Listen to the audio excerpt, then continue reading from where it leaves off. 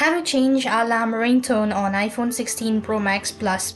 Hi everybody, welcome back to our channel. In this video, I'll show you the procedure on how can you change the alarm ringtone on your iPhone 16 Pro Max Plus. First of all, open and locate the clock app on your iPhone. Tap at the bottom of the screen. Then choose the specific alarm that you want to change the ringtone for.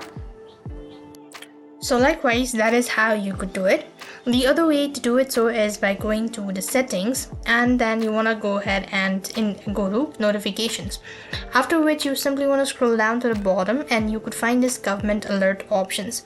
Here you could go ahead and enable any of these notifications, and that is how you could go ahead and change alarm ringtone on your iPhone. I hope the video was helpful. Make sure to like, share and subscribe. Thank you for watching. See you in the next video.